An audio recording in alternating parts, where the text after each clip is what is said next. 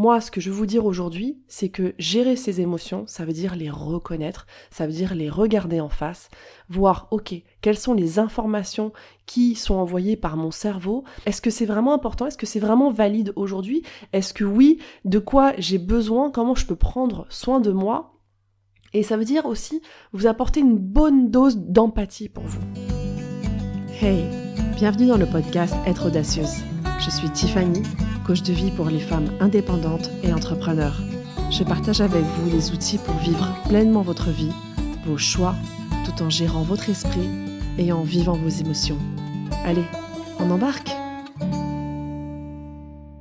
Bonjour à toutes et à tous dans ce nouvel épisode où on va parler de gestion des émotions, de maîtrise des émotions. Et j'ai envie vraiment de mettre plus en lumière cette différence parce que je pense qu'il y a souvent une confusion. Et j'ai deux raisons pour lesquelles je vais vous parler de ça. Je suis en train de préparer un live avec une fabuleuse coach, Jessica Deaudi. Ce sera un live Instagram. Alors, à l'heure où vous allez écouter ce podcast, le live aura déjà eu lieu. Mais je veillerai quand même à mettre le lien si vous voulez regarder le replay parce qu'on va pouvoir échanger sur ce sujet. Et l'autre chose, j'ai fait partie d'une équipe de coachs et d'experts dans une formation de formateurs en intelligence émotionnelle. Et c'est un sujet qui revenait très souvent, notamment parce qu'il y avait un lieu de débat sur les leaders émotionnels. Et j'ai réalisé à quel point, d'une, on faisait pas attention à notre langage et à l'étymologie des mots qu'on utilise. Et c'est bien dommage parce que votre langage donne des informations à votre corps. Et c'est aussi ça qui va régir la direction dans laquelle on va ou comment on réagit face aux situations. Mais il y avait une grosse confusion entre gestion des émotions et maîtrise des émotions. Et je pense qu'il n'y a pas seulement une confusion au niveau de l'étymologie du mot, mais aussi sur ce que c'est. Et donc je vais vous faire ce petit épisode pour parler de ça et pour que vous puissiez regarder dans votre langage et quelle est la signification que vous donnez à la gestion des émotions. Et déjà, je me suis intéressée seulement à taper dans Google la définition de gestion et de maîtrise. Et c'est assez intéressant parce que gestion, tout de suite, on tombe dans l'action de gérer et la maîtrise, on parle de se rendre maître de par même la contrainte physique. Alors, il donne l'exemple même d'un animal comme dominer. Donc déjà, quand on regarde cette définition, on voit tout de suite que dans le mot maîtriser, il y a une certaine tension, une certaine force. Alors que dans la gestion, on est vraiment dans cette action de gérer. Et moi, j'aime bien penser à modeler, à essayer de contenir et à danser avec, entre guillemets. Et quand on parle d'émotion, on parle d'une vibration. Votre émotion, c'est une information qui vous vient de votre corps ou de votre cerveau. Et on parle souvent, en règle générale, quand on parle d'intelligence émotionnelle, on va se focaliser sur les émotions qui viennent de notre cerveau limbique, avec une information qui va circuler à travers votre nerf vague pour informer vos organes, qu'est-ce qu'ils doivent faire, comment ils doivent agir. Et quand on pense vibration, si on pense mettre de la force dessus et essayer de la dominer, essayer de dominer un tremblement de terre ou essayer de dominer la mer. J'aime bien toujours prendre cet exemple, j'habite dans un petit village au bord de la mer et ils construisent des digues pour freiner la mer. Alors oui, ça fonctionne il y a un moment, mais il y a un moment, on sait très bien que cette force des vagues, et quand on parle d'émotion, on parle de vibration, mais on parle aussi de vagues parce que c'est une émotion, ça va et ça vient. Il y a un moment, elle va bien passer, on va pas dire freiner l'avancée des mers. Mais bon, c'est un autre sujet, mais je voulais vous faire ce petit parallèle.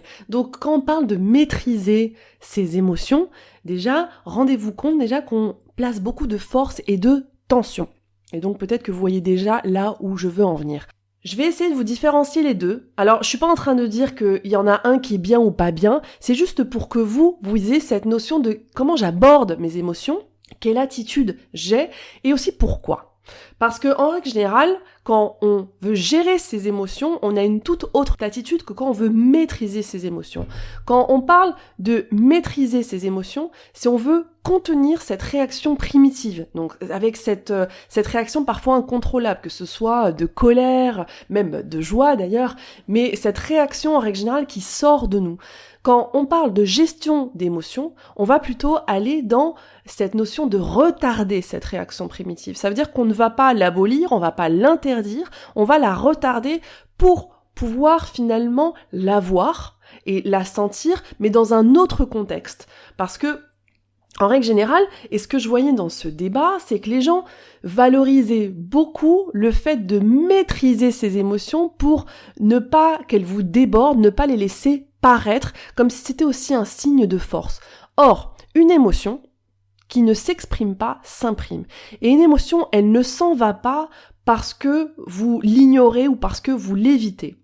Et ça, je pense que c'est une notion importante qu'il faut vraiment que vous intégriez, parce qu'aujourd'hui, nous sommes dans des sociétés qui ont beaucoup de maladies modernes ou tout simplement dans des sociétés qui vivent avec un niveau de stress qui est très élevé parce que ça a à voir avec toutes ces émotions qu'on cache, qu'on résiste, qu'on ignore, qu'on met bien, on fait bien l'autruche, on va dire, avec ça, parce qu'on veut pas que ça nous atteigne, parce qu'on a cette notion, on pense que ça va nous affaiblir.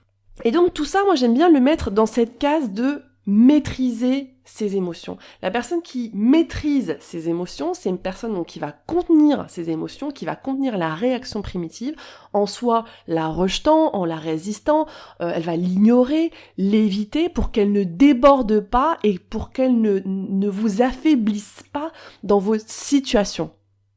Donc c'est-à-dire qu'on se cache ses émotions face aux autres, mais surtout face à soi-même. Et quand on est dans cette posture de maîtrise, on met beaucoup de tension sur l'émotion et donc on la renforce. Parce que pensez à mon petit tremblement de terre ou la mer. Plus vous allez essayer de la contenir, plus elle va gagner en force. Si vous essayez d'enfermer un tremblement de terre entre quatre murs, il va juste faire tout péter. Alors que si malheureusement on le laisse couler, sa vibration au fur et à mesure va perdre de la force.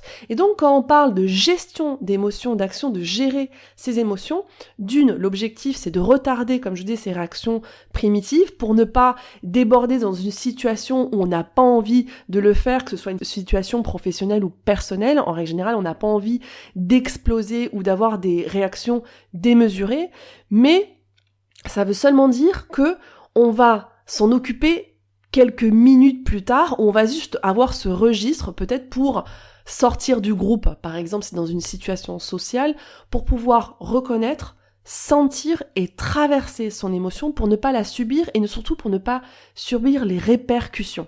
Parce que c'est ça aussi, comme je dis, une émotion qui ne s'exprime pas, s'imprime et va avoir des répercussions sur votre corps. Les émotions ignorées, en règle générale, vont vous conduire à du stress cumulé, à des symptômes inconfortables, voire aussi des pathologies, comme je dis, des maladies modernes, qui ont beaucoup à voir avec toutes ces émotions qu'on n'exprime pas. Donc quand on gère ces émotions, ça veut dire qu'on s'octroie une pause d'introspection intime pour pouvoir prendre note et sentir son émotion. Déjà, quand je vous parle de ça, moi tout de suite, ça me fait penser beaucoup plus à de la souplesse sur l'émotion, au lieu d'avoir de la tension comme on parle de maîtrise. Donc quand on a de la souplesse, on minimise l'impact, ce que je vous disais avec le tremblement de terre, entre guillemets. C'est-à-dire que la vague émotionnelle, peu à peu, va perdre de sa force quand on y prête attention, quand on est là et quand on écoute le message aussi. Et donc l'intelligence émotionnelle et la force de la gestion émotionnelle, c'est savoir être à l'écoute de ces messages. Quand on est à l'écoute de ces messages qui traverse votre nerf vague et qui va soit mettre en pause, par exemple, votre appareil digestif, on va être capable de lui dire, non, ok, ma poule, tout va bien, là, c'est pas une situation où on a besoin de se flageller intérieurement, on peut laisser couler, traverser cette émotion et donc passer à autre chose aussi. Donc, le point fort que je veux que vous reteniez entre gestion et maîtrise des émotions, c'est gestion, c'est égal souplesse sur l'émotion, donc minimiser l'impact. Maîtrise, c'est tension sur l'émotion, donc on renforce l'émotion. Tout ce qu'on essaie de cacher en règle générale, on a tendance à le renforcer. Parce que comme vous dites, comme l'émotion, c'est un message, et je vais vous faire un autre exemple, je prends toujours cet exemple d'ailleurs, un petit gamin qui commence à péter un plomb et du coup on l'enferme dans sa pièce et qui veut sortir absolument, il va commencer à taper de plus en plus fort à la porte. Votre émotion, c'est exactement pareil. Si vous ouvrez la porte à ce petit gamin et vous commencez à parler avec lui, vous l'accompagnez pour que ses émotions redescendent, c'est exactement ce qui va se passer dans votre corps.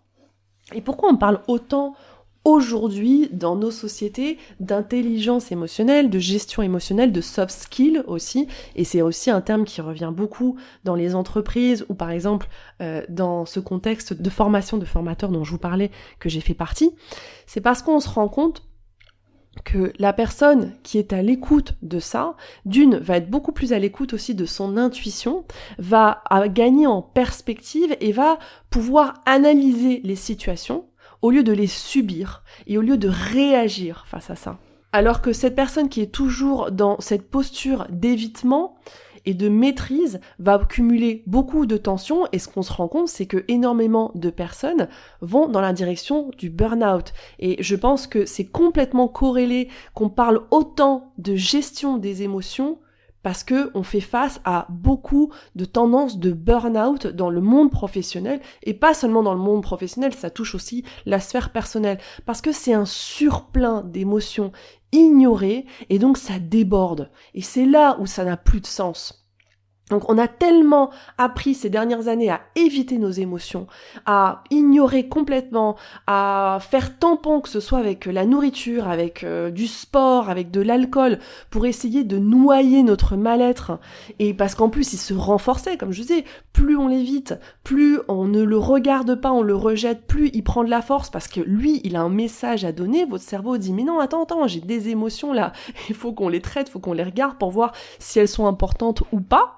Tout simplement, c'est pour ça qu'on parle de gestion. Et ce qu'on s'est rendu compte, c'est que cette modalité, ce mode de fonctionnement, il n'est pas du tout efficace. Alors il n'est pas encore obsolète parce qu'il est très d'actualité, on va dire. Alors moi je pense qu'il est obsolète, mais pour certaines personnes non, je pense que c'est quelque chose qui est très ancré de dire il faut cacher nos émotions parce que ça va nous exposer, parce que c'est dangereux, parce qu'on peut nous attaquer, ça nous affaiblit. Moi, ce que je veux vous dire aujourd'hui, c'est que gérer ses émotions, ça veut dire les reconnaître, ça veut dire les regarder en face, voir, ok, quelles sont les informations qui sont envoyées par mon cerveau, est-ce que c'est vraiment important, est-ce que c'est vraiment valide aujourd'hui, est-ce que oui, de quoi j'ai besoin, comment je peux prendre soin de moi, et ça veut dire aussi vous apporter une bonne dose d'empathie pour vous. Et ça me permet de faire ce petit pont, parce que la question qui revenait souvent d'ailleurs quand j'étais dans cette formation, c'était comment je peux avoir de l'empathie pour les autres. La gestion émotionnelle, c'est maîtriser les émotions des autres ou les aider à gérer leurs émotions. Alors que non.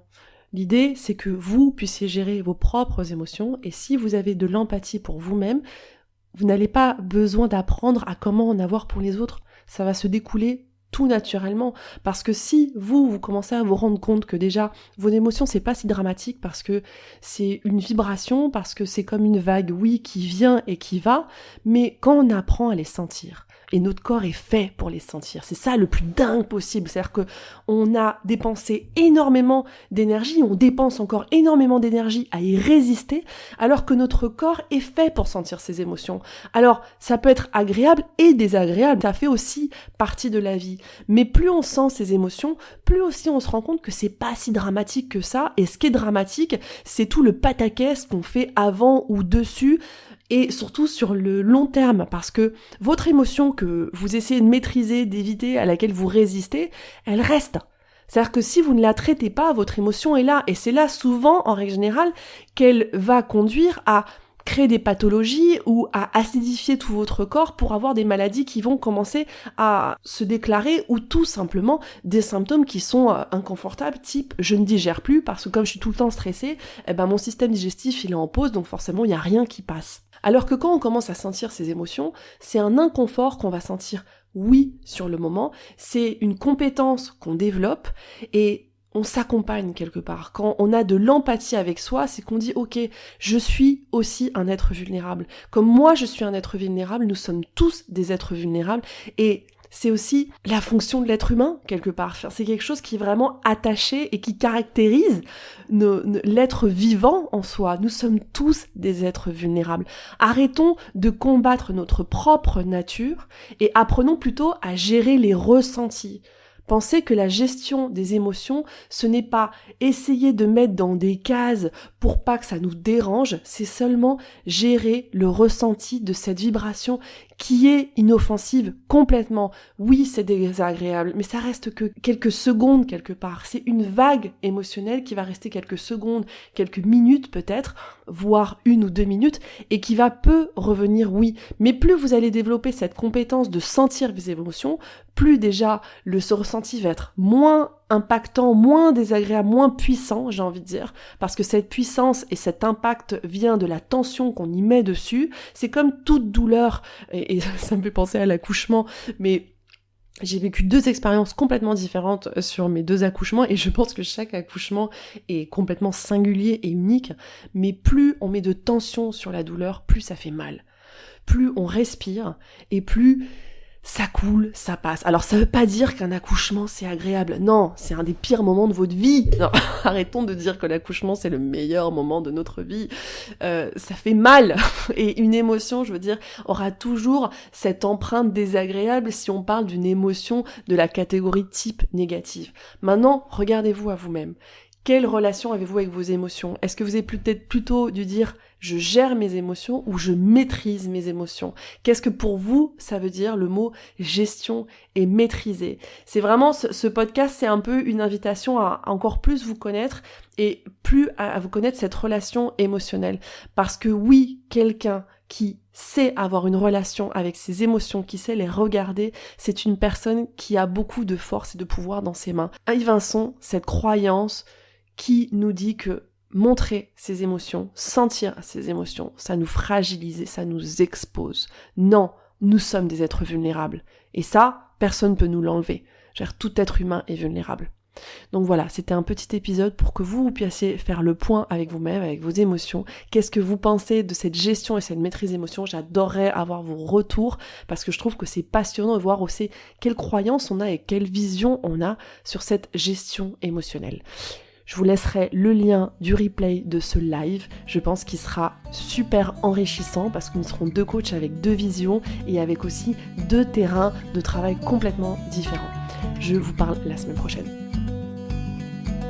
Mon podcast vous plaît ? Abonnez-vous pour ne manquer aucun épisode.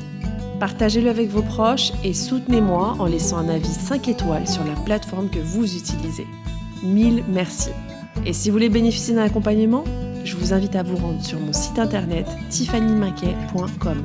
Vous pourrez réserver une session gratuite de coaching avec moi, mais vous trouverez aussi l'information sur mon programme pour les femmes entrepreneurs qui veulent lever leurs barrières limitantes pour atteindre leur objectif. Alors à très bientôt.